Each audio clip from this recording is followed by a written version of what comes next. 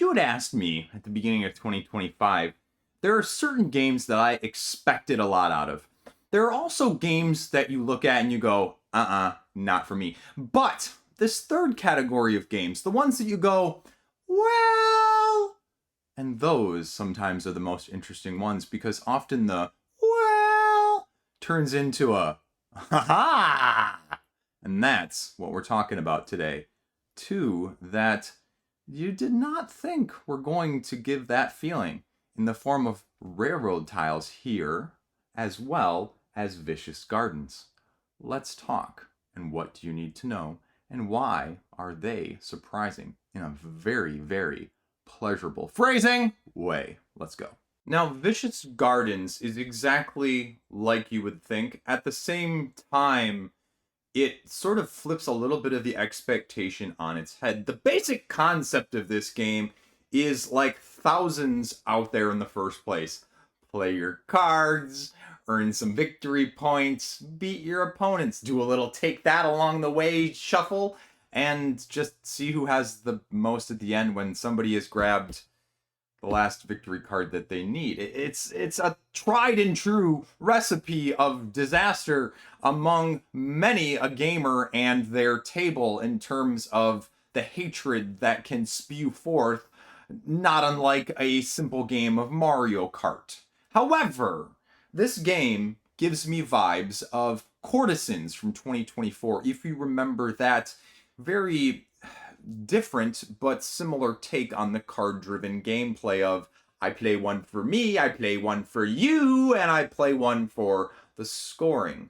Because this dynamic of Vicious Gardens, when you are holding your hand of cards in front of you, you are basically just laying them down and saying, hey guys, look, I got one herb, I got one wild bloom, I got a flower, a flower, a flower, a flower, and another wild card bloom, and then I can use them to pay for the top victory point card here to then get victory points in order to win the game. Chris, where's the...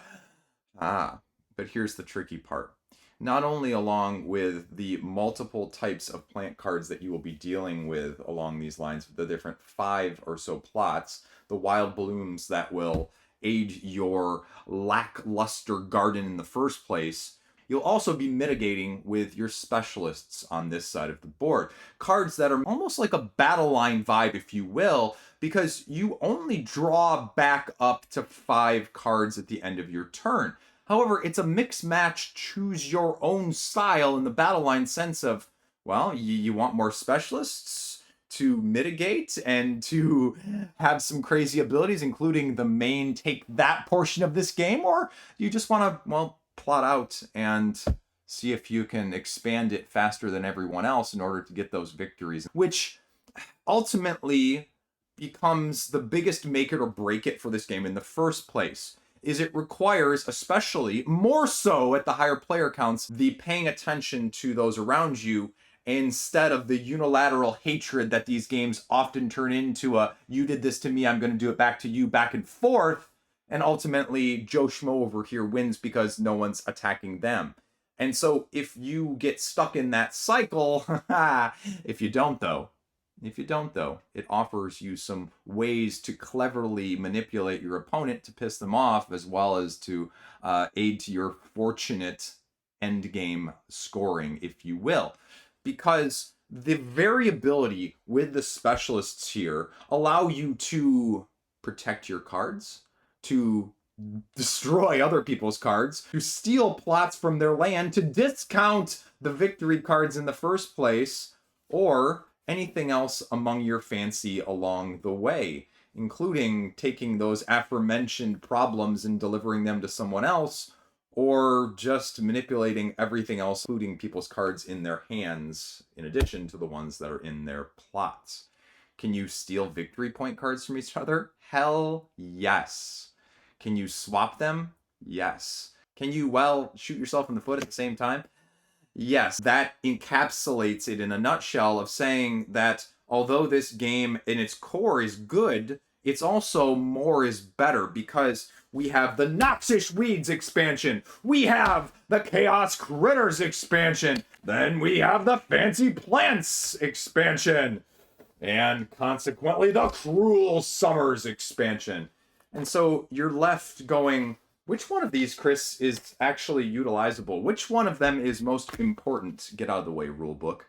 And that is the tough selling point with a game like this. Which of the expansions are going to fit you? Which are going to aid to the gameplay? And which are just going to go, why did we even... I'm not going to use that again. And as long as you don't let your 4-year-old help you unbox and mix and match them all up before you play the first time, you can kind of do it at your own choosing and discretion. Not saying that happened, but that happened, and we found out very quickly which ones we liked and we don't like. The Cruel Sun just causes things to decay and not to be able to use them, and causing droughts in a bad way. The Weeds, by far and away the best portion of this as a whole, because no longer do you only have plots of land that produce things, but these are just negative points. Negative points at the end of the game, which also has a Feldian scoring that I haven't talked about as well. But the tricky part with this one is that if you get enough of them, you can actually then harvest them, because otherwise they're unharvestable in the first place. And you can use them to grab victory point cards in addition. The problem is, with an expansion like this, I feel like it's just slightly not fully fleshed out too, because as amazing as the Weeds expansion can be to allow you to take a negative and turn it into something so ridiculously positive of getting a free victory point card instead of the negative scoring that goes along with it, it's a little bit broken too at the same time. Not in the sense that the mechanic doesn't work, but there's not enough of them when you play this game at the high player count. And that's the problem. Because you need so many of them in this case, it sort of doesn't work, because you're realistically never going to get it, because you don't have to play all the cards in your hand on a single turn. You typically want to as much as possible, even if the specialist cards cost you whatever they're going to cost you from your tableau in the first place. But it's just not enough. And that's the disappointment that goes along with this, is that all of these are not created equal. The animals that get played into this are creative and clever and allow you to manipulate in ways that, well, are both positive and negative, because you can take them by utilizing people's own produce or herbs in their garden, but then they're subsequently required to allocate more of them in order to move it potentially elsewhere if they don't want it. Because you may have one positive in this way, allowing you to move wild blooms between plots in your garden, but you may also end up with Hootie and the Blowfish here, where you just draw one fewer card when it's resupplying, which also lends itself into my other main criticism of all of the varied victory point cards that you have available to you, is that you see one side. You do not see what is on the other side, and this is going to be the biggest example and lesson in frustration as well as excitement that this game offers, because this offers you a game-breaking, game-changing ability. However, also one of these expansions also turns the favor into the negative. So you start running into one, say, that significantly handicap you, that you really realistically have a hard time getting rid of. You can swap, there are ways to do that, but now you can only harvest or plant here. So you can only use the cards for resources, or you can plant them down. And you don't know, based on what's on the other side of the card, until you start memorizing them in the first place, or playing it enough to know what it means. Which means that if you've played this a couple times, and those are included, your enemies, your friends at the table, are going to be really pissed off at you for not choosing that one, because you know that one's detrimental and they didn't, because you've played it more than them. And again, that's the biggest limitation that goes along with it. Now you have your secret objectives as well at the beginning of the game that you can utilize with the fancy plants that give you, again, just another additional way of scoring. And the core concept of this is absolutely solid, but it does have a few of those, for lack of a better term, pun or, well, phrasing, a couple weeds that are, well, just kind of a little bit of a snag that make it go, ah. But it's a really fun take that game, similar to Courtesans that I mentioned at the beginning. And that's where I'm willing to overlook some of these because I can mix and match a few of these elements that give it some unpredictability, but still make it controlled fun chaos, if you will, rather than just aggravated frustration, which these games can also turn out to be. But that's why this is one of the biggest your mileage may vary games that I've seen in the last year or two in that same way. I really like it though. Don't let my criticisms fool you. This was an absolutely fun, all the way around the table play with 40-year-olds as well as 10-year-olds when we did it. And it was closer than you'd imagine, despite all of the potential interactions as well, which was a very, very delightful surprise. And yes, I alluded to earlier, I didn't mention that you're Feldian scoring because you get points for the victory points. You get points for how many of these are left in your tableau. You get points for being the person that ends the game, even though everyone else gets another turn if you are the one that ends the game in the first place. So it really, despite what it looked like on paper, and even all of those things I said, was a ton better than what I realistically was dreading or hoping. Truth be told, these victory cards are actually, as much as I said they're potentially the most make it or break it, the ones that are positive, if you just include those, they're super clever and they make you feel really good too. And it actually outshines the downside of things, I would say, in the same regard. And now, Railroad Tiles from Horrible Guild. 1 to 4 player base game. I feel like I'm missing something. Oh, that's right. If you thought we weren't going to talk about the other white elephant in the room, the expansion content, and oh my goodness, what an expansion content it has. Makes Vicious Gardens look like pansies, the flowers.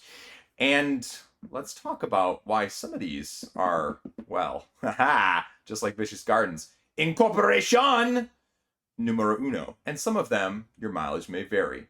Let's go. So it's just going to lurk in the background here for a second before I give you the Railroad Tiles overview. Because the basic concept, if you're familiar with Railroad Inc., the roll and write version of this that came in so many colors and so many expansions, this is its bigger older brother now in cardboard form.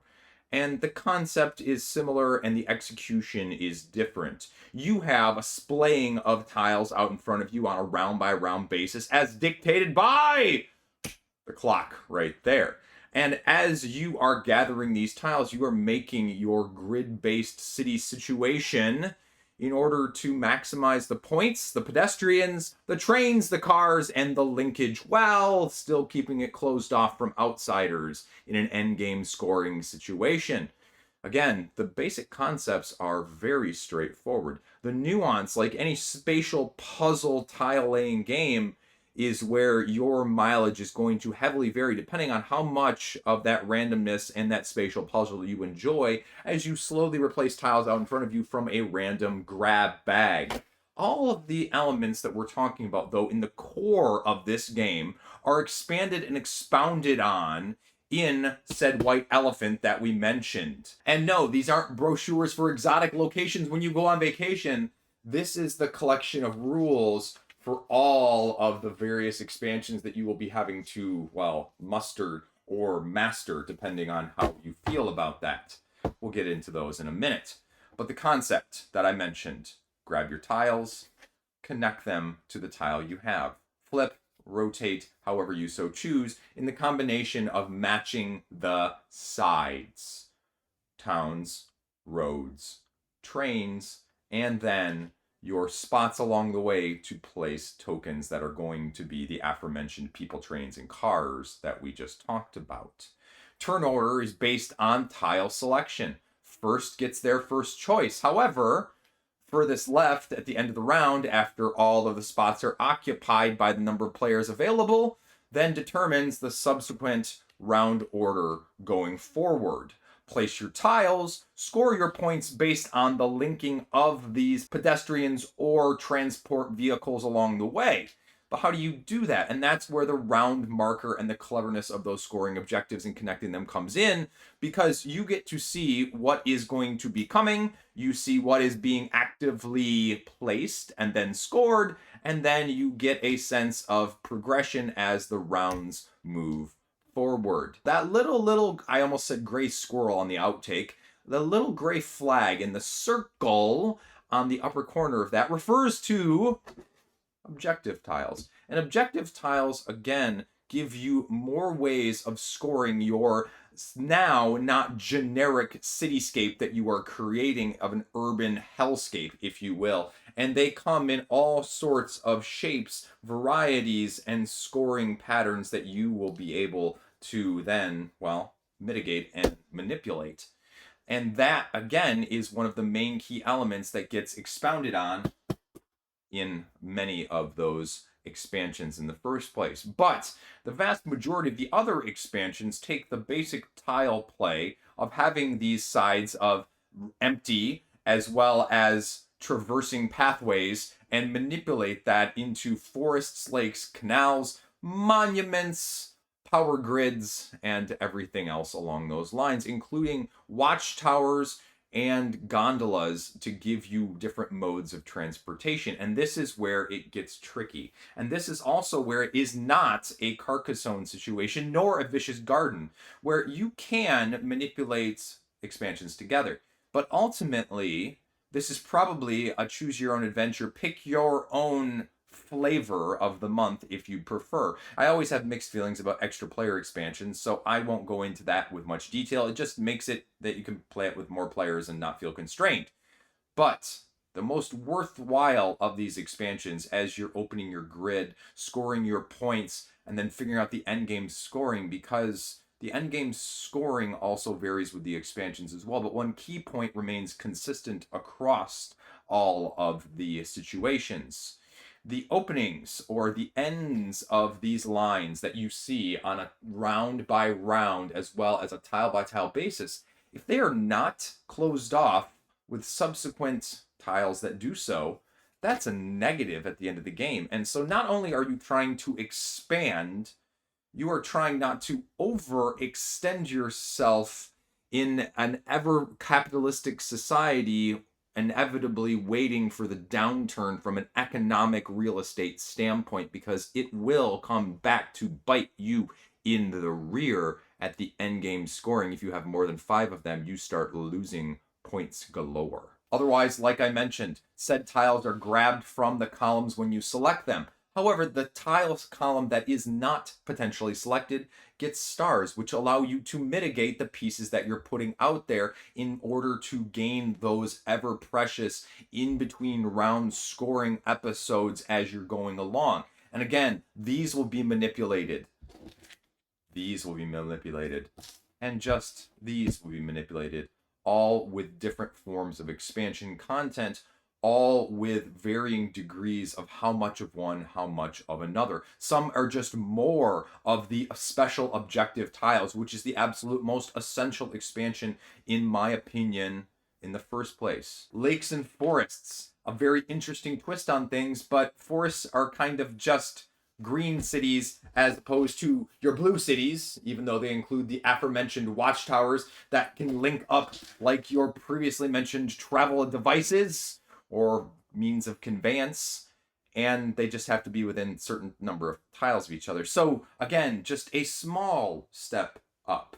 But if you want more of the step up, you go deep water in the lake situation, or even, dare I say, the canals. Lakes create ports. Ports connect to each other. Ports allow for ferries. Ferries, not those kind, but ferries that traverse you across said lake, gives you additional scoring in the form of, well, these ones similarly in the first place. And they are along the same route, along the same lake, along the same path when you place them. Not an end game situation as you might be used to of scoring them up individually at the end. This is you better create that route not only to connect the pieces as you're going along style of things, but you better not only account for those, but also the small little placements here. Otherwise, those individual round scoring episodes that you're trying to maximize are actually going to be minimized. Like I mentioned, you've got your watchtowers. You've got your farm animals. You've got your special world objectives to give you different forms of the people, the cars, and the trains. Circus, steam trains, and cranes also at your disposal. And not to mention the tons of just different objectives that go along with it in the first place. Because although the base game objectives are nice, the asymmetry and the variability that goes into the objectives in that expansion, again, makes some of these, I don't want to play without them either. So now, instead of the regular setup, what I've done is I've taken 2 tiles from each of the 8 different expansions that are included in this, and I'm going to show you exactly what they look like and a little bit about what they're doing. This is the world expansion starting from left to right. You have tiles that are going to give you new objectives, just new objectives, awesomeness, awesomeness, awesomeness, how you surround them, what you have to include, how they have to be connected, great stuff. Then you have the countryside. Countryside, you're actually creating pastures that you are going to be linking, grass areas that are going to then be populated by, well, cows and animals. And again, the creation and the linking of those in the whole pasture is how you're going to be scoring, just like you would with, say, the trains or the cars. Then you have the desert tiles, which again are going to give you a different desert style feel, which sort of takes a little bit of the connection of the desert areas by placing now camels instead of farm animals, but you're also connecting to landmarks, which are going to give you additional set collection style points. Then you have canals here in the middle, which you're going to be scoring based off of essentially your gondolas as they go through them, but also the bridges that are going over a singly connected canal, as you would score the previously mentioned vehicular point avenues in addition. Then you have the energy expansion, which you're going to be connecting your power plants and scoring those accordingly as well in that way. Then you have your lakes, which I've already talked about, and that have the connection of the water as well as the ferries that are going to be included. The forests, which are your sort of green city area connections. And then last but not least, the monuments, which takes a whole different spin on things, giving you action points with archaeologists that you're going to be moving across and utilizing them to get to the monuments in the first place, to activate them, to then set collect based on the number of monuments you have, but also the unique set of triplicate monuments that you have in succession. So all of them are doing slightly different variations. Most of them actually, in the tile lining up below the board here, changes the dynamics of not just giving a set number of all, chuck them into the bag, but this many of the regular and this many from the expansion, which also consequently it subs out many of these tokens to give the unique asymmetric dynamics of those tokens, those spots, those stations that I've mentioned through all 8 of these expansions. So how do I feel about all the expansions? Do you need all the expansions? Well, the honest answer is no, you don't. You really don't.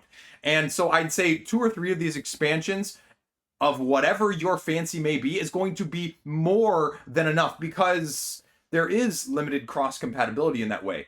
And so I like what they've got going on, but they are also unique and so different that it isn't a completely different game every time you play it, but it still gives you a just enough vibe difference that if you're a completionist, you'll notice it. But if you don't have several of these, like the world expansion, you're not necessarily going to miss them out, because each of these expansions also comes with a few extra additional objectives that you can incorporate. So it's not like that same set of objectives is going to become stale, rote, or repetitive, but it will give you more. And so that one, hands down, getting more objectives is probably number 1. Number 2, the monuments is probably going to change the dynamics of moving the archaeologist around more so, I would make the argument, than any of the others. So if you're looking for one that really, steps further away from it, that is what the monuments is going to do. Then it's just sort of your mileage may vary, right? I really like the desert. I really like the lakes. The energy, the canals, and the farm are going to be a little bit more of a step up.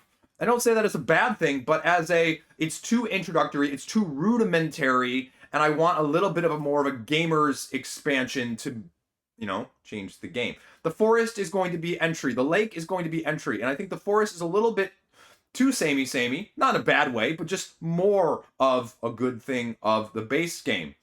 And that's kind of where we end with things, right?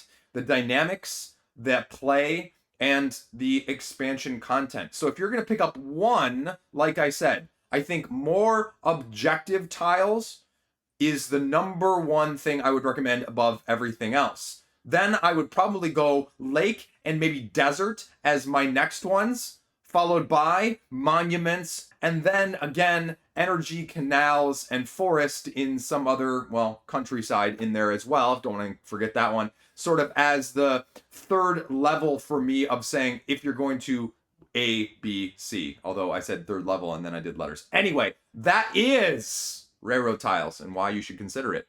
Now, the other thing I have to say, right, is that the teardown cleanup of this, of making sure you've got the tiles, that's the other thing that is not overlooked, especially when you've got all the expansions, because you've got 8 expansions here, right? I've got 8 different expansion bags with all of these tiles. So, don't screw up which ones go where. And I probably will as soon as this video's done. Thanks for sending it to me. I'm talking about it. Hopefully that's helpful for you. Give it a look-see. Tell them Liege sent you. Sub me if you want. Peace out. Have a great freaking fantastic day. Stay classy.